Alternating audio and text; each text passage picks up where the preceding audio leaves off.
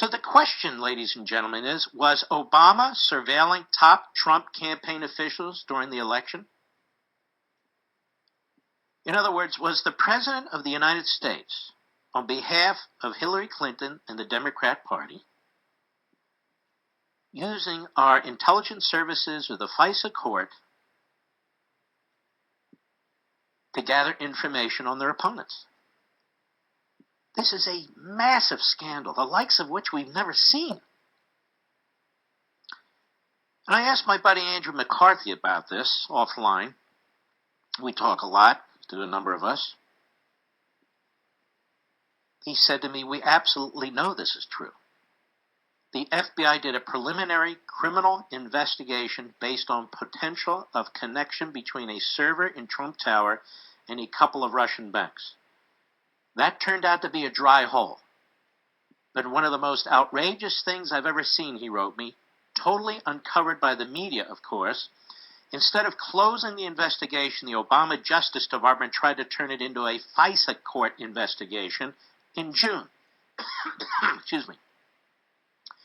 Apparently, the first application they submitted named Trump. But we don't know whether that means named him as a proposed surveillance target or just mentioned his name in the application someplace. In any event, even the FISA court, which is very solicitous of government surveillance requests, said no.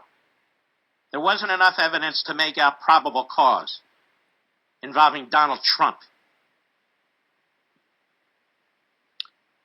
The required FISA showing to get a wiretap is probable cause. Probable cause that the target is an agent of a foreign power.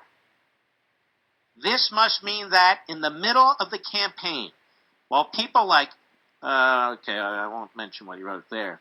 In the middle of the campaign, Obama's Justice Department was actively having Trump and some of his associates investigated, suggesting to a United States court that they were agents of Vladimir Putin's regime.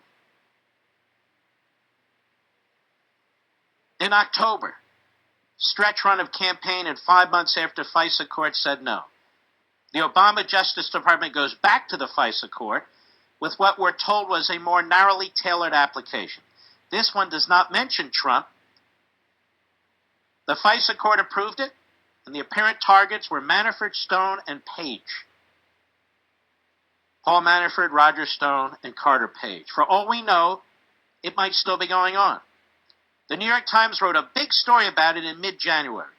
In the story, after all the heavy breathing at the beginning, the Times concedes the investigation of Manafort and the others may have nothing to do with Trump and the Russian hacking, and appears to arise out of the work Manafort did for Ukraine. Anyway, this is infuriating. It's infuriating that this has gone on. I would like to know how the information is even known and got out to the media about these meetings with Sessions and the ambassador. Not that there was a damn thing wrong with them.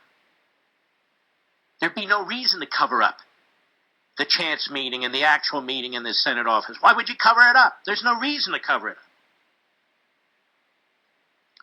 Incredible scandal here is the Obama administration was investigating top officials in the Trump campaign, maybe even Trump himself.